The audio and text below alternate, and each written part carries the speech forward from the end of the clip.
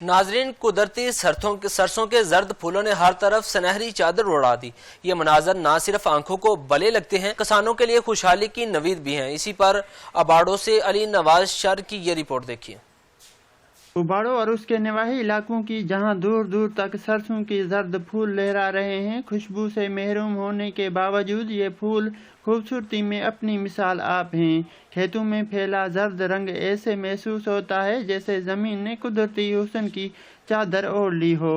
سرسوں کی فصل بڑے فائدے والی ہوتی ہے۔ شروع میں اس سے ساگ بنتا ہے جو ہم شوق سے کھاتے ہیں، پھر یہی فصل پیلے پھولوں سے سج جاتی ہے اور بعد میں جب یہ سوکھ جاتی ہے تو اس کے بیجوں سے سرسوں کا تیل نکالا جاتا ہے جو کھانے اور لگانے دونوں کام آتے ہیں۔ سرسوں کا بیج بویا ہوا ہے، اس کے اندر سے بہت فصل ہری بھری ہوتی ہے، دیکھنے میں بھی اچھی ہے۔ پہلے یہ اس کا ساگ ہوتا ہے، ساگ کھانے کے لیے استعمال ہوتا ہے۔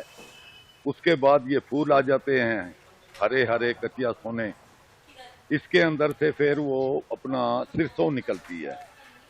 سرسوں کا پھر تیل بنتا ہے، تیل بننے کے بعد وہ کھانے میں بھی استعمال ہوتا ہے اور تیل لگانے میں بھی۔ فصل ہے یہ بہت اچھی ہے، اس میں ساگ بھی بنتا ہے، اس میں تیل بھی نکلتا ہے سرسوں کا، اور یہ صحت کے لیے بہت اچھی اور بہترین چیز ہے۔ جو بندہ استعمال کرے تو بہت بہترین چیز ہے۔ سرسوں کی اچھی فصل نہ صرف علاقے کی خوبصورتی میں اضافہ کر رہی ہے بلکہ بہتر پیداوار سے معاشی بہتری کی امید بھی دلا رہی ہے۔ شہریوں کا کہنا ہے کہ یہ مناظر ذہنی سکون فراہم کرتی ہے اور مصروف زندگی میں قدرت سے جڑنے کا خوبصورت موقع بھی ہے۔ سرسوں کے یہ زرد کھیت چند ہفتوں کے مہمان ضرور ہیں مگر اباڑوں کے عوام کے لیے یہ حسن فطرت، روزگار اور غذائیت کی روشن علامت بن چکے ہیں۔ کیمرہ مین محب علی شر کے ساتھ علی نواز شر، 7 نیوز، اباڑوں۔